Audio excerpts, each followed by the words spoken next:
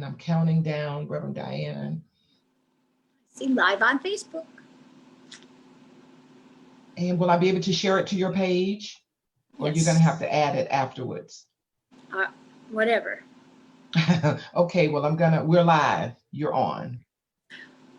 Well, welcome everybody. It's been a long time. My name is Reverend Diane Dougherty, and I am the host of Take a Stand. We are live on WCEG Talk Radio, Worldwide Community Empowerment Group. And you can like us on Facebook. You can also find us on Instagram. And we would love to hear from you. So you can send a chat online.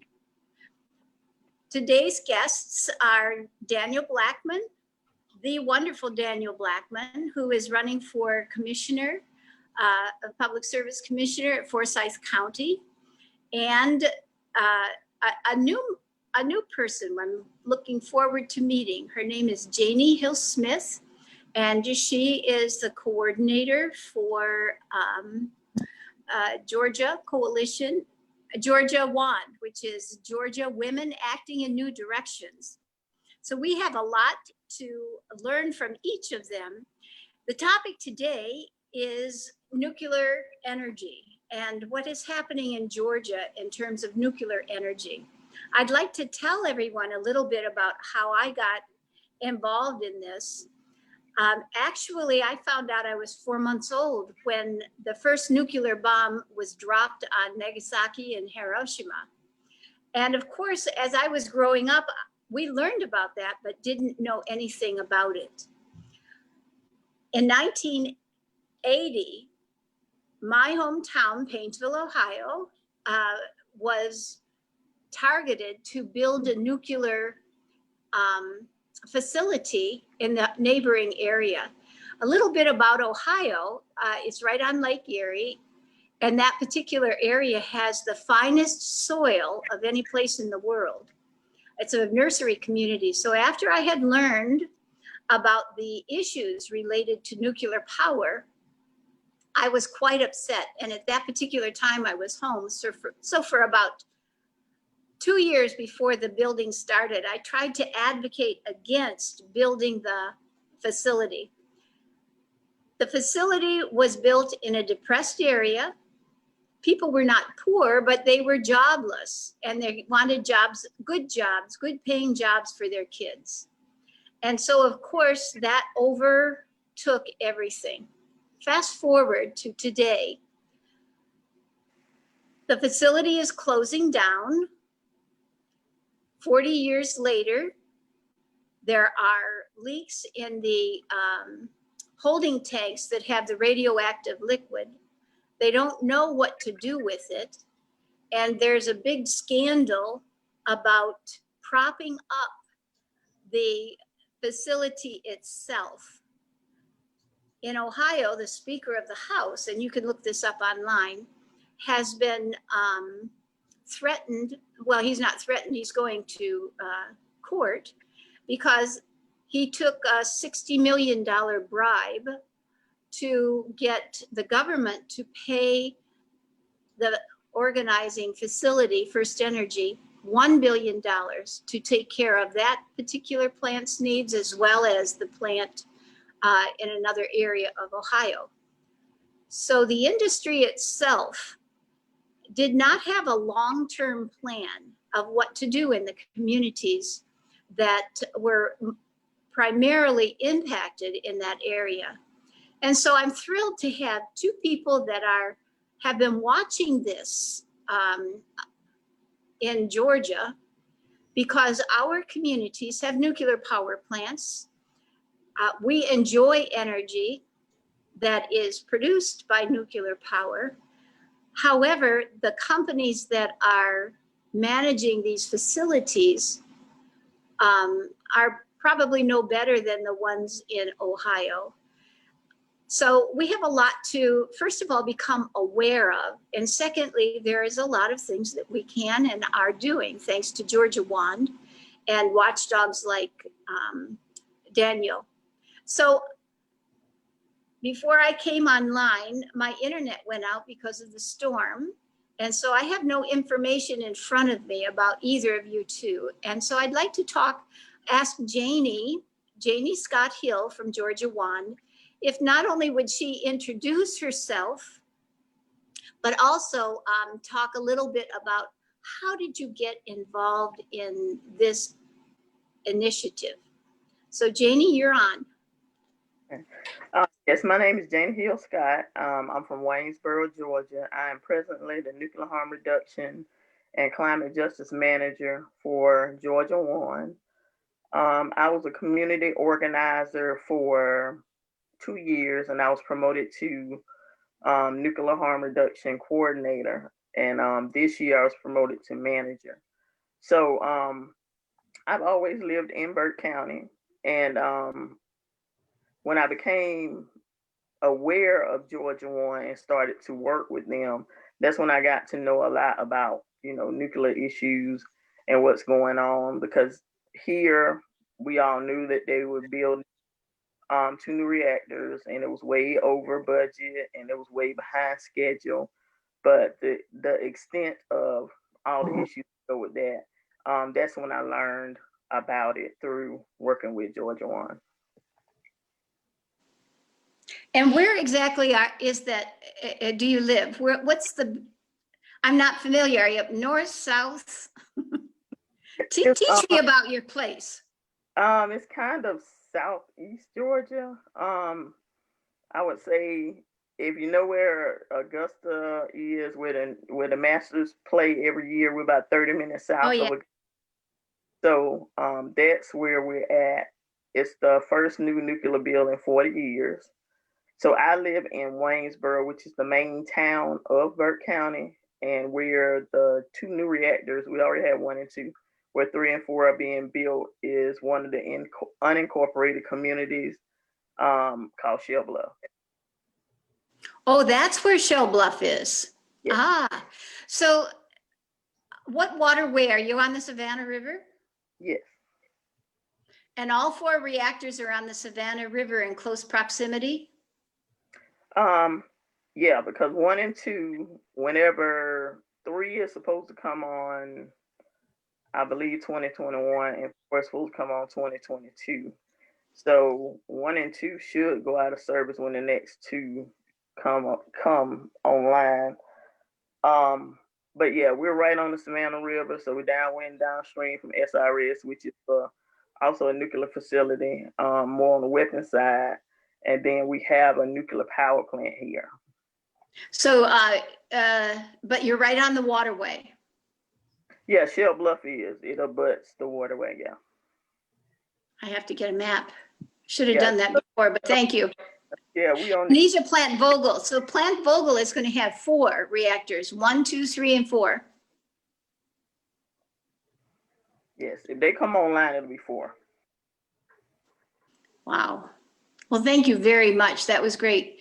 And Daniel is running for the Public Service Commissioner of Forsyth County. And Daniel, how did you get involved in all of this?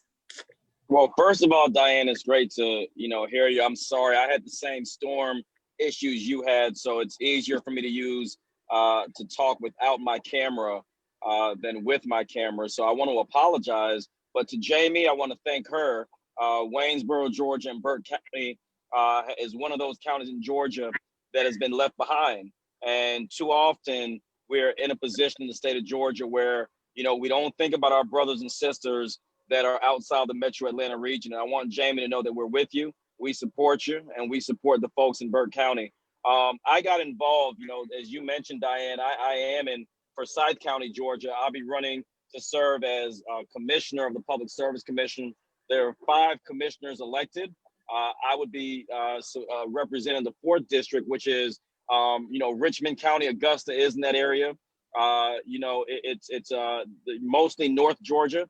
But the problem that we're facing and why I got involved is because traditionally, communities of color have been victims of environmental injustices. We've been victims when it comes to asthma. Our children get asthma 3 times the national rate. 68% of our communities are in proximity to coal-fired plants. 71% of our communities are in proximity to fossil fuel waste facilities. When you look at Juliet, Georgia right now and the coal ash challenge and the contamination in the water, when you look at areas around the state of Georgia that have affected low and moderate income communities, for us to not, take interest in positions like the Public Service Commission is quite frankly inhumane. We've got to, and I don't mean that in a negative way toward any individual person, but we've all got to do a better job of educating ourselves. Not only does the Public Service Commission regulate our utilities, which is our light bill and our gas bill, but with this era of COVID that we're in right now, we're seeing a tremendously large number of young men and women, of our children, grade school level, all the way through college. I've got a cousin at Georgia Southern University right now, and we're literally at the edge of losing an entire generation if we can't figure out wireless broadband. If we can't keep these kids connected, if we can't give them access, then these kids that are staying at home doing virtual learning are going to fall further behind. And Georgia has 159 counties. We cannot afford to leave one county behind in this state. And it's time for someone to be at the Public Service Commission that represents the interests of the people. So thank you for having me. Well, I'm so thrilled because I've been just absolutely sick about my own experience in my own city and the ignorance of the people that, would have probably been my kids if I had stayed there. I probably would have supported this nuclear power plant, but my interest is the lack of long-term planning, in addition to the damage that could happen 40 years down the line. And I know that the instances of cancer in Shell Bluff are extremely high, to say nothing about water issues. Could either of you talk about the communities of color, just communities in the area? Do you have any stories of people that are suffering because of the first two power plants and the damage that has been done environmentally and to the people that are there? Either Jamie or Daniel or both. Okay, I'll definitely chime in, but I want to let Jamie go first because she's a resident there. But I do have a opinion on this issue. Okay. So we do have a lot of anecdotal stories of people that have a lot of cancers in their family that were raised out there, because you have to realize that people still live off the land. A lot of people still hunt, fish, and things out there. So a lot of it is anecdotal. There have been, reviews of cancer rates and whatnot in the area.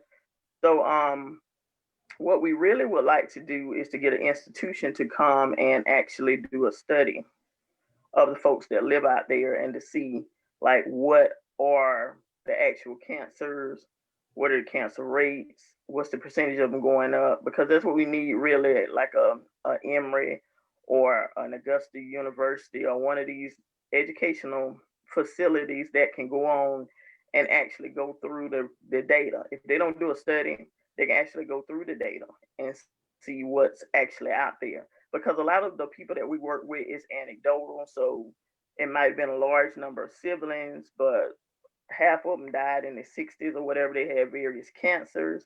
So a lot of it, like I said, is anecdotal. So that's what we would really like to do, is to get some solid data that supports the fact that the cancers are higher out there and in the county in general. And nobody has stepped up to do that. No, because what usually happens is people always go about workers, like workers, what are the levels of workers that are exposed, but they don't really think about workers come, they leave.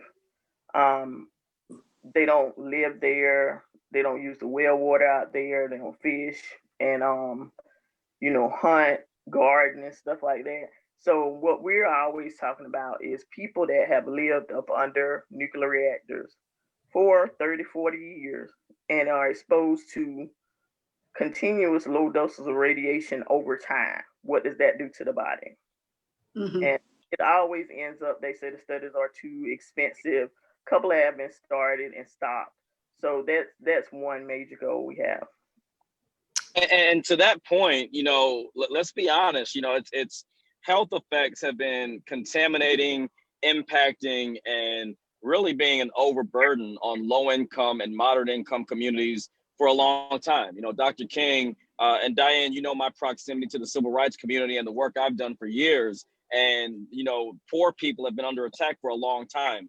There's something called tritium that is a byproduct of that That's right. radioactivity that Jamie mentioned that impacts women's reproductive systems. Let's be honest, you know, these are studies that are intentionally not done because of the accountability or the lack thereof. When you think about what's going on right now, you know, the Savannah River site used to get federal funding, right? They used to get federal funding just to test the water.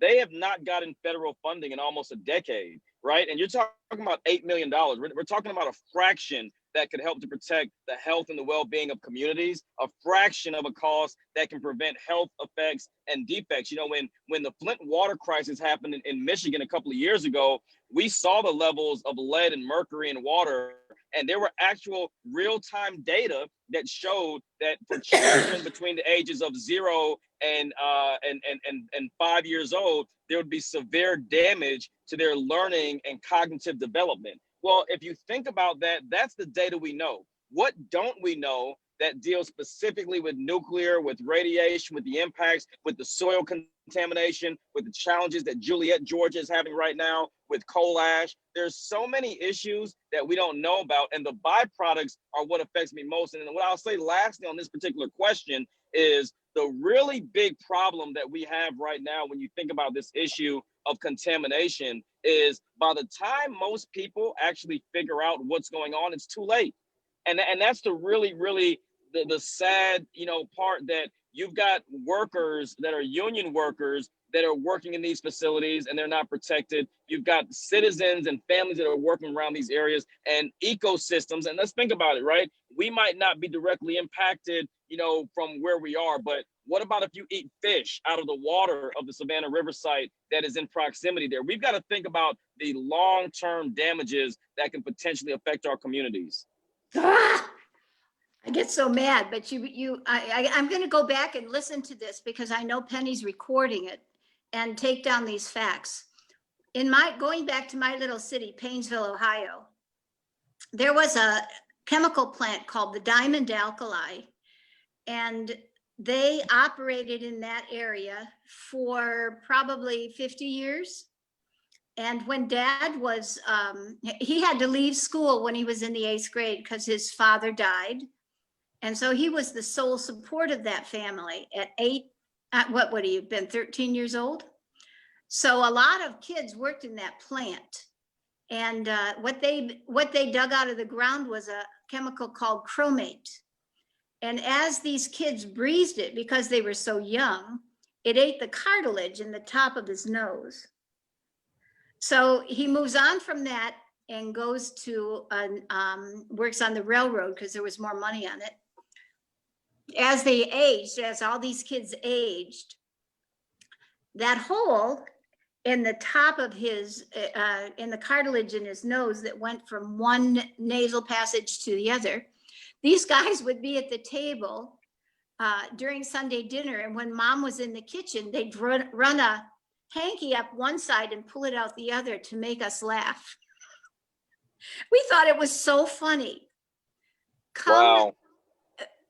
As he wasn't 50 when he died, but the reason he died was they all developed high blood pressure, which caused nosebleeds. And because the hole was so large, they couldn't stop it. They couldn't pack it. I think he had it packed 3 or 4 times, and the last time it just didn't hold.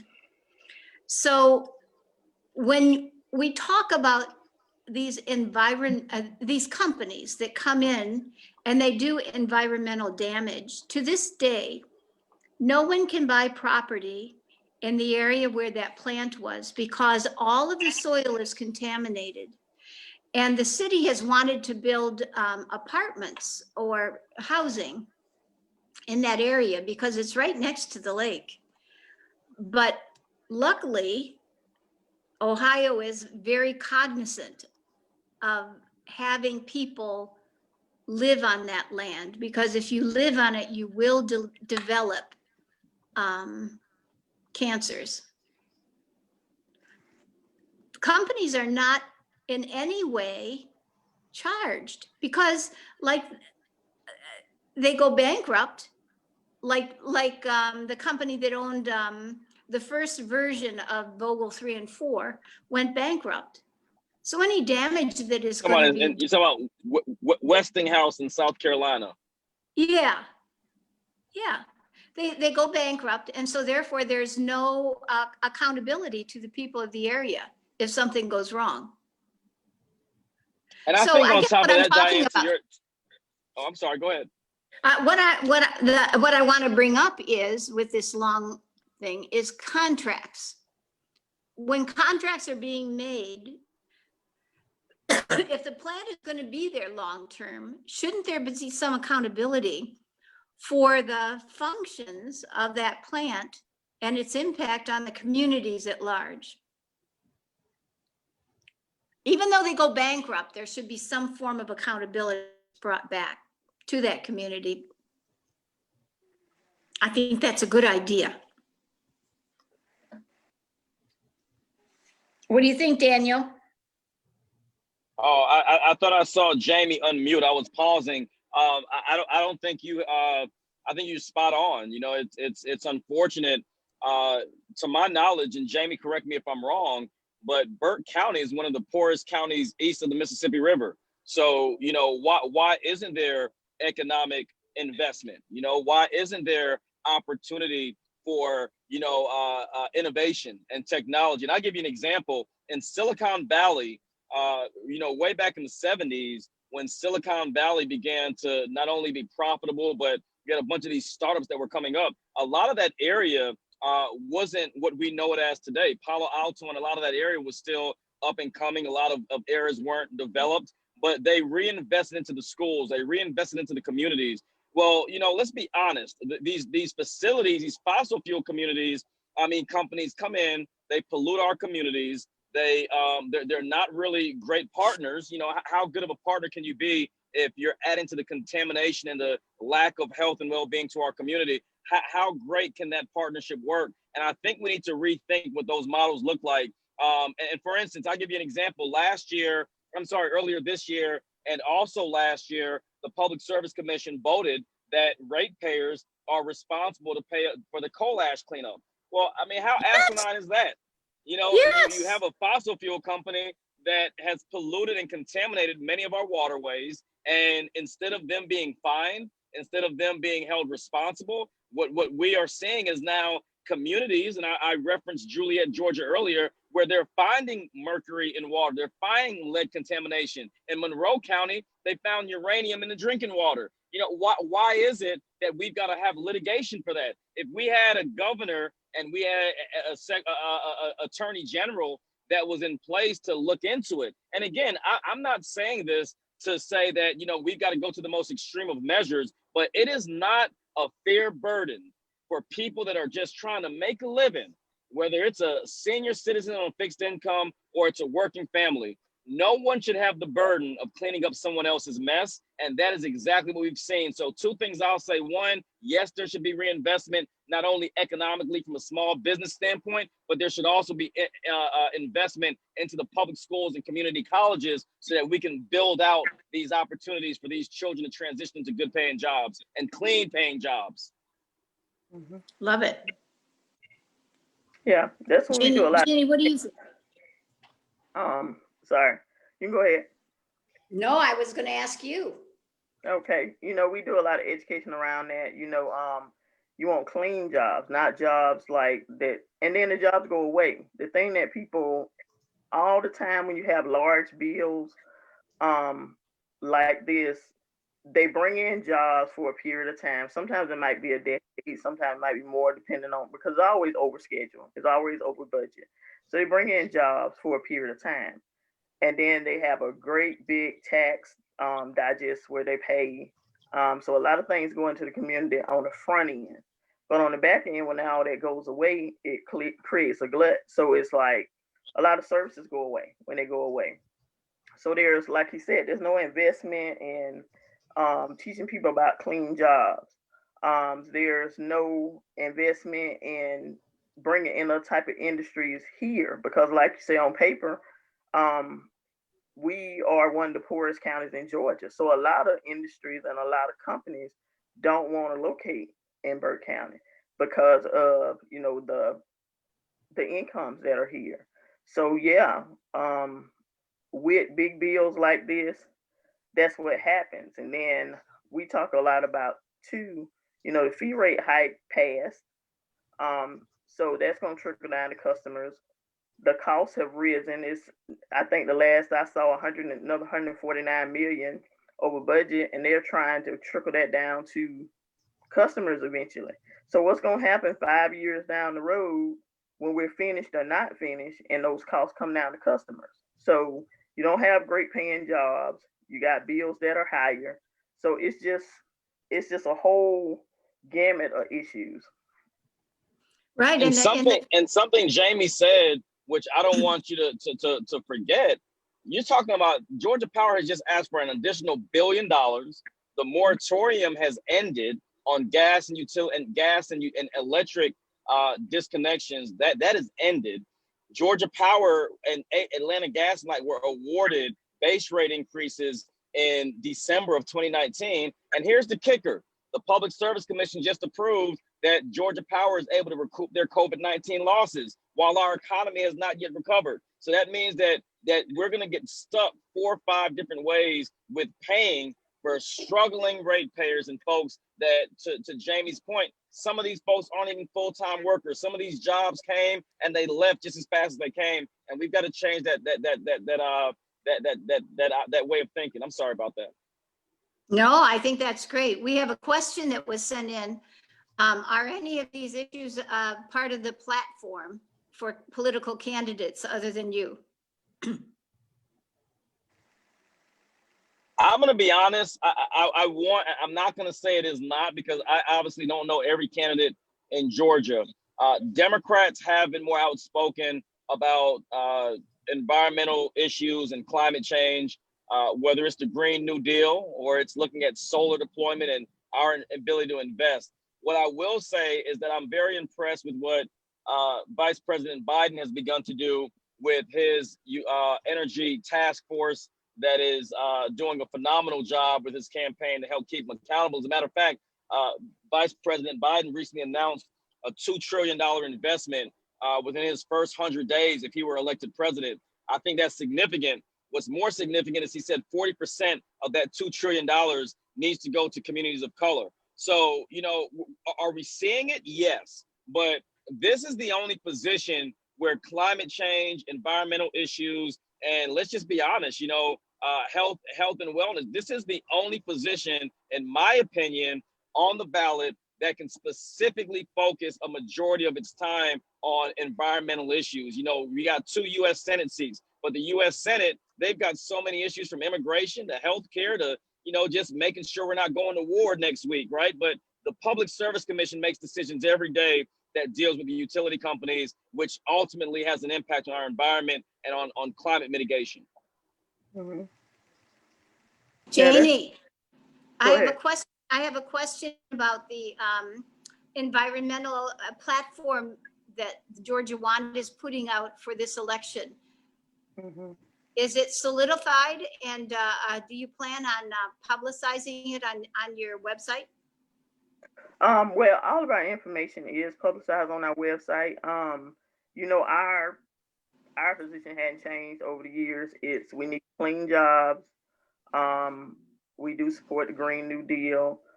There is a version that's tailored to the South because a lot of issues that are unique to the South, especially things like this, environmental justice issues. So, yeah, our position always has been the same. We need clean jobs, high-paying jobs for people. We need to include the most marginalized and impacted folks at the table for solutions. We don't try to make solutions for people. We try to co-create solutions with communities. So over time, our core platform has not changed. we do a lot with climate, because we know that when people talk about climate change, they never talk about nuclear in terms of the environmental issues. It's always cost. So we always try to bring that into the conversation. It's more than just the cost of these bills. It's the people that are where they're at. So yeah, over time, our positions really hadn't changed. I think one of the things that has really impacted me when you talk about cost is in the 80s, 70s, when I worked at the Thomas Merton Center, and we were doing distributive justice. In addition to the cost of whatever company was coming in, we did what was called the people's cost. So we did a parallel. This is how much this industry is going to cost. This is what it will bring into Pittsburgh, and this is what it will cost the people that are going to be impacted by this. And for many of the constituents at the Merton Center, they came to understand or start thinking in those terms. We don't think in terms of environmental cost. We enjoy low energy prices, but we don't think about, which I think about every day, is the radioactive runoff from not 2, but now 4 nuclear power plants. If those power plants are canceled, how much impact would that have on energy costs for Georgians? How much would our bills go up? To me, there's no way to tell. The debacle that happened in South Carolina, where they never finished the plant, contractors went bankrupt, the MOX facility. And now SRS is trying to, fabricate that into a building for pit production. So there's no way really to tell how much it would trickle down to customers, but it would be huge, so we're kind of at a impasse. You're so far in, if you stop, there's a cost, and if you keep going, there's a cost. So it's like we're so far over budget, we're so far behind schedule. It's really no way to tell how much that will impact people over time. There are so many issues, and it's all these intersections. There's so many issues that are already going on, like the fee rate hike, what's going to trickle down to customers anyway. The energy burden, the ones that are least able to afford high energy rates are the ones that bear the brunt of the burden. So it's so many things that intersect that you would never, I couldn't be able to estimate how much it was, but I can imagine it would be huge. What I was wondering also is, what if the solar, well, in Ohio, one of the things they found out with this debacle was that for years they had obstructed all legislation that would have allowed for green energy to be developed. Is any of that going on here? Are the solar and wind industries able to make headway and really grow here in the South, or are they obstructed by the fossil fuel and nuclear power industry? I don't know if obstructed is the right word, but what I do know is there have been barriers that that greatly exist. And let's be honest, the main argument for fossil fuel is that it's cheap, but the long-term impact is detrimental. You asked about Plant Vogtle. Listening to the answers, one thing most people don't consider is that even if Vogtle goes online 3 and 4, that's a 60-year mortgage that we have to pay in the state of Georgia. That my children's children, my eldest child is 16, my youngest is 8, he'll be 9 next month. They'll be paying for Plant Vogtle, their children will be paying for Plant Vogtle, and possibly their children. You're talking about 60 years. So we've got to really, really rethink what's going on, and we've got to repackage it. Now, to your point, I think that it is, you know, not allowing us to accelerate as fast as we would like. Now, we have seen, you know, I give credit to Georgia Power. We have seen utility companies around the state make more strides. Is it enough? No. Is it happening at the rate or the speed we would like? No. But is it happening? I mean, I think we, you know, 10 years ago, you know, I think most people wouldn't even have been thinking about it, let alone having a conversation. But now we're starting to see more pressure come from the industry. I've spoken to probably 5 or 6 CEOs of solar companies, and they're all optimistic about Georgia's potential. We just got to make sure we give them a little push. Mm-hmm. I know Jimmy Carter turned his whole farm into a solar plant. He did. And there should be some community ownership in solar. You know, oh yes. You know, Georgia Power building a solar plant is fine, but there should be some community ownership in these solar. It should be community solar is what we talk about a lot. And I think on the community solar side, what's so important about what Jamie is saying is hold on, is it Jamie or Janie with an N? It's Janie with an N.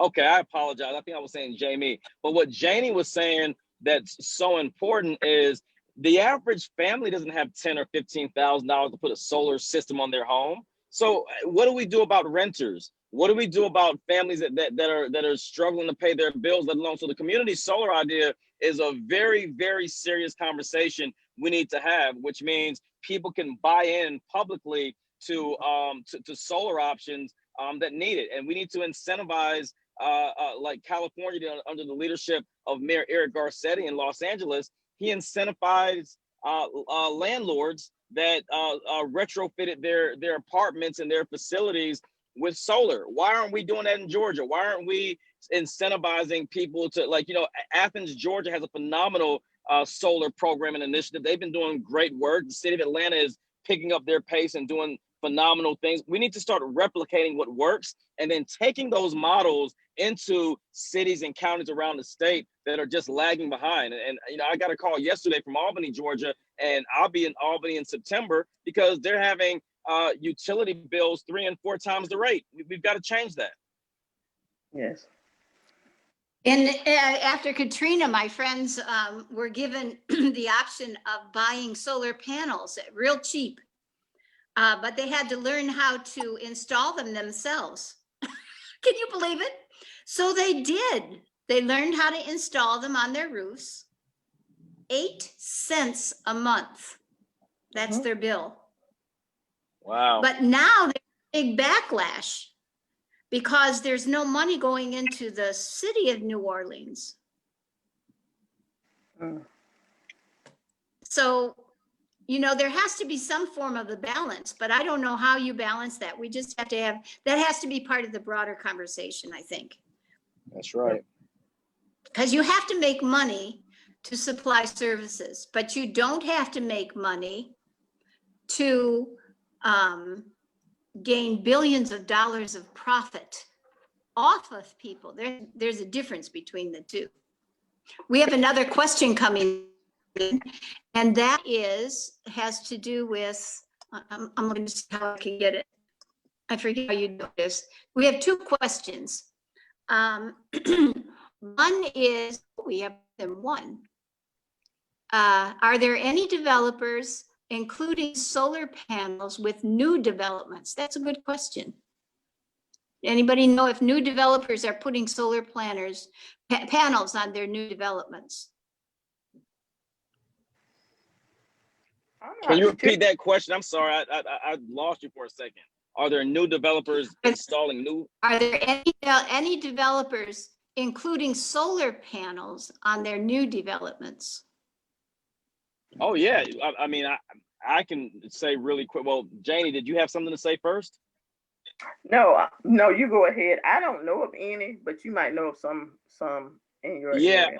On the commercial side, yes. We're not seeing it on the, you know, it's harder when you're talking about residential investment, but on the commercial side, we have seen that in proximity. As a matter of fact, we're seeing a really accelerated growth in that area, in the metro Atlanta area, with buildings and with organizations like the U.S. Green Building Council who's encouraging it. So we're seeing it, but we need to see it at a faster rate, and we need to see more investment. And I think that directly comes from an opportunity in public and private partnerships.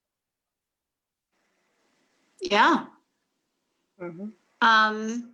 Another one is, well, I had mentioned that the Obama administration spent millions renovating the the plant in Tennessee, and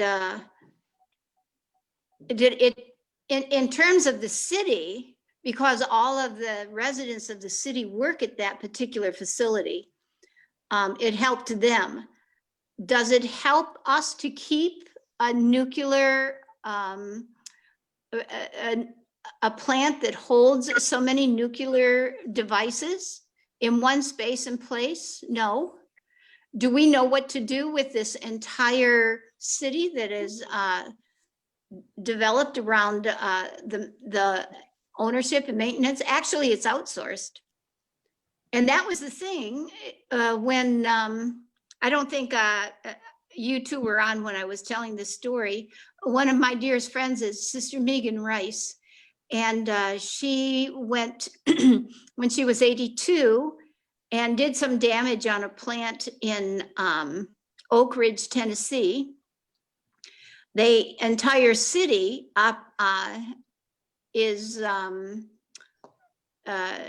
works at this nuclear, it's like a nuclear storage place for warheads. And it is outsourced to other companies, and they weren't doing a very good job because you had a 82-year-old, a 72-year-old, and a 56-year-old cut through 3 fences. And this is supposed to be the safest facility that in the world, and you have all these old people climbing up a hill, and they said they were there an hour and a half before anybody found them. So no, does that holding all of those warheads hurts us as a world, as it hurts humanity. Obama's put I think $96 billion in his last budget to renovate the entire facility, and it passed. Like, why? So who are the beneficiaries? The people of the city. Did they follow through? No one, I don't know. There hasn't been any talk or discussion about it, but maybe someone else knows anything about it. Did you all know about Oak Ridge, Tennessee? And that facility? I got booted off. I'm sorry, I don't know what happened, but I think you said something about Oak Ridge. Oak Ridge, Tennessee, where they have the nuclear proliferations storage house, belongs to the United States, and the entire city is works there to take care of all of our nuclear warheads.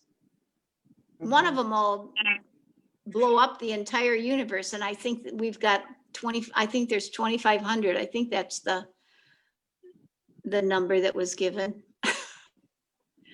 Yeah. It's, I mean, I can't even think, I can't think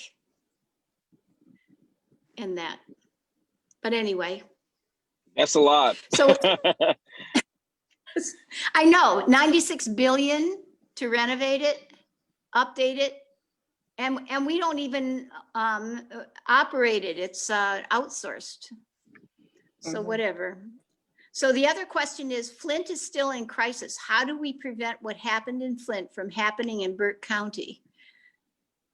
No businesses want to relocate there. What will it take to correct this problem?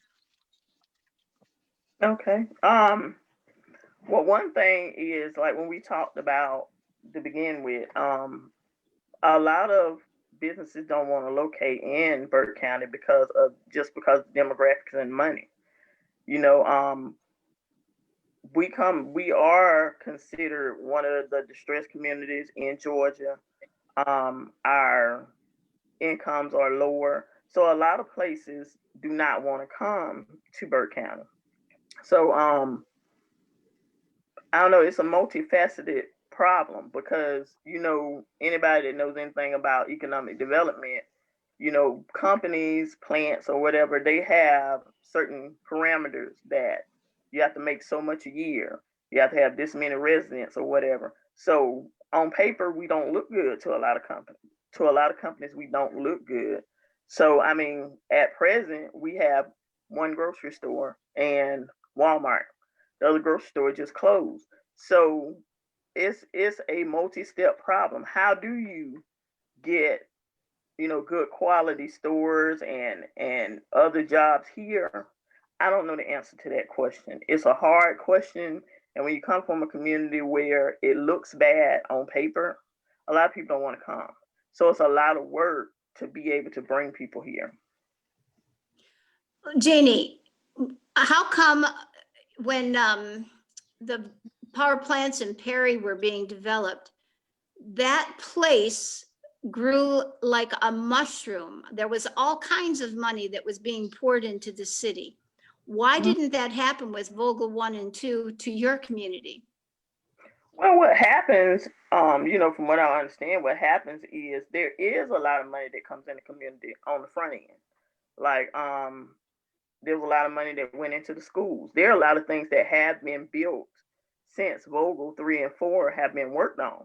So a lot of money does pour into the community while they're here. But what happens is when construction shuts down, you know, there are people that have been here for 10 years, but they'll leave as soon as construction is over. So, and no one comes up. I see. Say it again now. I didn't hear you. Say it again. I see. I heard you. I get it. Yeah, so you know, right now there is a lot of money. The tax digest from Vogel and from utilities is huge right now. But what happens when that money leaves? That's the problem. You know, there's a boomerang effect. There's a lot of things that go on, but then the funding to continue them once the building is done is the problem. And it happened after 1 and 2, and I expect it's gonna happen after 3 and 4. I would agree. I think that, you know, unfortunately, we're in a time where, you know, these types of temporary positions do more harm than good. You know, it's like when the new Mercedes-Benz Stadium was being built in Atlanta, they promised jobs, and these were concession stand jobs and temporary low grade construction jobs. And we've got to really start rethinking what it means. You know, like I'm a big proponent of community covenants. If a company comes in and they say, hey, we're, you know, and obviously there's a zoning process, but when these companies come in, whether it's a fossil fuel facility that was built 10 years ago or it's Plant Vogel, we've got to start making sure we're in the room. And if those facilities are going to be built, we need to know, one, what's an evacuation plan? If there was to be a catastrophic event, what is our evacuation plan?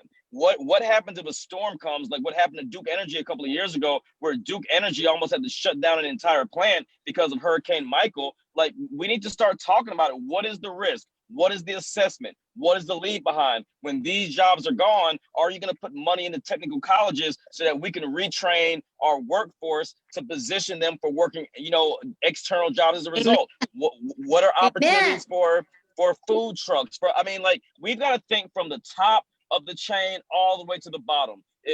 Are there jobs for food supply? Are there jobs for infrastructure? If we're not thinking in a much more broad perspective, then we're not doing ourselves a service. And we've got to change that, and we've got to stop letting, and the word I'm about to use, please forgive me, but we've got to stop letting folks come in and rape our communities. They're coming in and they're taking our resources, they're taking up our opportunities, and they're taking people's health and shortening people's lifespans. And that is just not acceptable. We cannot accept it. We can't stand for it. And we've got to stand with counties like Burke County when they're going through these kind of struggles. So I apologize. I don't want to offend anyone, but we're being taken advantage of at the highest levels, and it's wrong. Mm-hmm. That's why I love you, Daniel. You got the voice that everybody needs. Exactly. I appreciate you. Well, listen, it is 3 o'clock, and we had a wonderful conversation. Before we leave this off, I would like to ask each of you,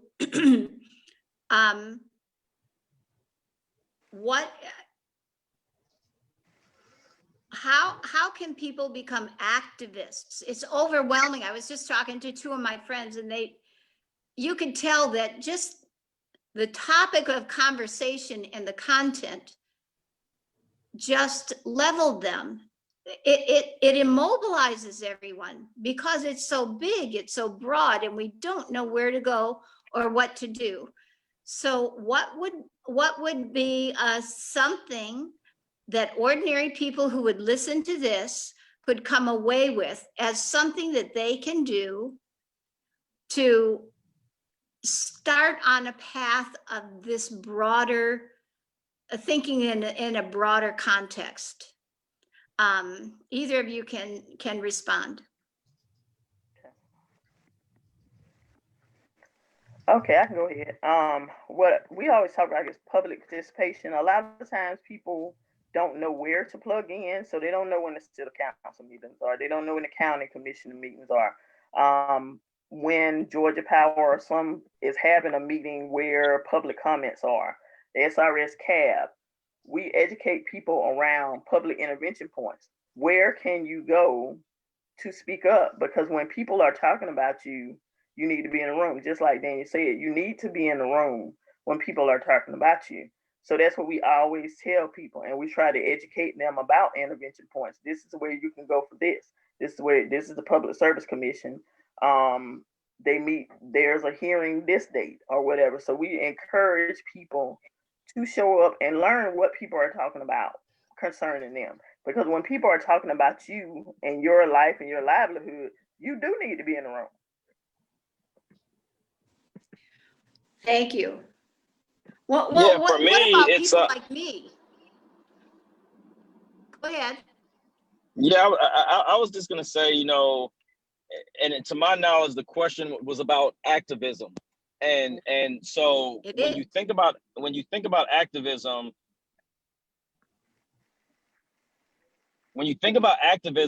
you know, I think that most people think that you've got to have some kind of title, or you know, you might be working at a regular job, and you know, do you have the time? Do you have the energy? Do you have the ability to do it? And I'm going to be honest, for most people that are in the community right now, they need to just understand that everyone has the capacity to communicate, to go to meetings. If you're listening to this right now, supporting this station, supporting the station, supporting the group, supporting the work, supporting people that are in Burke County, we can all make phone calls. It takes nothing to get on the phone and make a phone call to your constituent, to your elected official. It takes nothing to write a letter.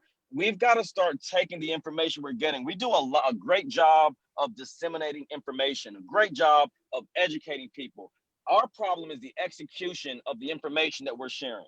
We've got to do a better job of executing with information. We've got to do a better job of educating our children. My son, who I'm with right now, you know, I'm teaching him about climate change. You know, I don't want him to think that he has to wait till he's a full-grown adult over the age of 21 to be an activist. I'm letting him know right now, here are the things you can do. What are your thoughts? What are your values? What do you believe? Not what daddy says, not what daddy says in a speech or what I write on a paper. What do you think and how do you feel? And we've got to, and then lastly, we've got to do a better job. We, meaning people like myself, people like you, Diane, we've got to do a better job of helping people articulate what activism means in their own space. Whether you are a plumber, a lawyer, or a doctor, whether you are a civil rights leader, it doesn't matter. We've got to start rethinking how active engagement looks like. We've got to rethink what weaponizing our communities look like. If we don't stand for it, then I guarantee you some of these things will change. I'll leave you with two quotes. One of them says, it's hard to get a man to understand a thing when his salary depends on him not understanding it. And that's the utility industry that we're dealing with right now. They're making so much money that they're not concerned about who's being impacted by the bad decisions that are made. And the last one is, an injustice anywhere is a threat to justice everywhere. That's Dr. Martin Luther King Jr. We've got to start looking at Waynesboro, Juliet, Georgia, and any other places being affected with the challenges at a lens that offers our help and our support. So thank you for having me on today. Oh, that's awesome. And from my perspective, I think people have to stop thinking about acting locally as a singular movement. You know, Janie, you're up there by Shell Bluff, and you know, I didn't even know where it was. We have to become uncomfortable. I think that's the issue, and take these issues to heart to such a degree that we ingest them. They become our issues. That you are my sister, and when you suffer, I suffer. And just because I don't know about it doesn't mean that you're not suffering.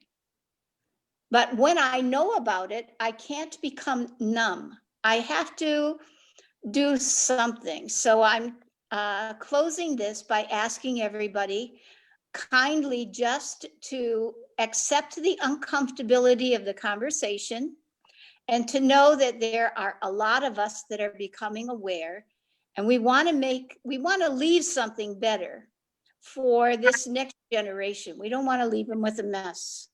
And we have one more comment here is, so what we're hearing is both entities must be held accountable instead of waiting for each entity to act independently. And that's exactly right.